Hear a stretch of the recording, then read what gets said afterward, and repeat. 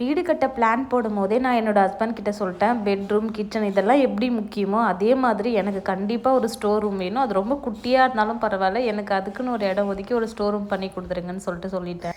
ஏன்னா நான் அப்போவே என் ஹஸ்பண்ட் கிட்ட சொல்லிட்டேன், நான் வீடுன்னு கட்டினா அதில் ஃபுல் மாடுலர் கிச்சன்லாம் பண்ண மாட்டேன், ரொம்ப இன்டீரியருக்கு செலவு பண்ண மாட்டேன். ஆனால் எனக்கு ஒரு ஸ்டோர் ரூம்னு பண்ணி கொடுத்துட்டிங்கன்னா நான் அதில் எல்லா திங்ஸும் வச்சுக்குவேன், இந்த டால் யூனிட் அது இதெல்லாம் எனக்கு தேவை கிடையாது அப்படின்னு சொல்லிட்டேன்.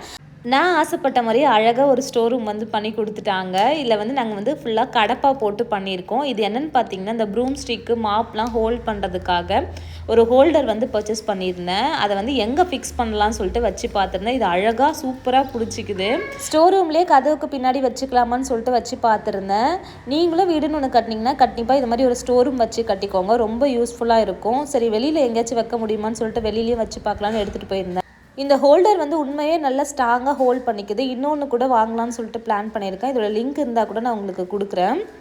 அப்புறம் கபோர்டு ஒர்க் பண்ணுறோன்னு சொன்ன உடனே இன்டீரியர் பற்றி சொல்லுங்கள், இன்டீரியர் எப்படி பண்ண போகிறீங்க, லக்ஸரியாக பண்ணுறீங்களா அப்படின்னு சொல்லிட்டு கேட்டிருந்தீங்க. நாங்கள் வீடு கட்ட ஸ்டார்ட் பண்ணும்போதே முடிவு பண்ணிட்டோம், இன்டீரியருக்காக நம்ம அதிகமாக செலவு பண்ணக்கூடாதுன்னு சொல்லிட்டு. அதனால எல்லா ரூமுக்குமே ஷெல்ஃபை கடப்பாலே போட்டுக்கிட்டோம். ஜஸ்ட் டோர் மட்டும் போட்டு க்ளோஸ் பண்ணிக்கலாம் அப்படின்னு முடிவு பண்ணியிருக்கோம். அதே மாதிரி இந்த ஃபால் சீலிங்கு அங்கங்கே தேவையில்லாமல் பெரிய பெரிய லைட் போடுறது, இந்த ஸ்ட்ரிப் லைட் போடுறது அது எதுவுமே நாங்கள் பண்ணல. எங்களுக்கு அதெல்லாம் தேவையில்லாத செலவுன்னு தோணுச்சு. அதனால் அதெல்லாம் நாங்கள் அவாய்ட் பண்ணிக்கிட்டோம்.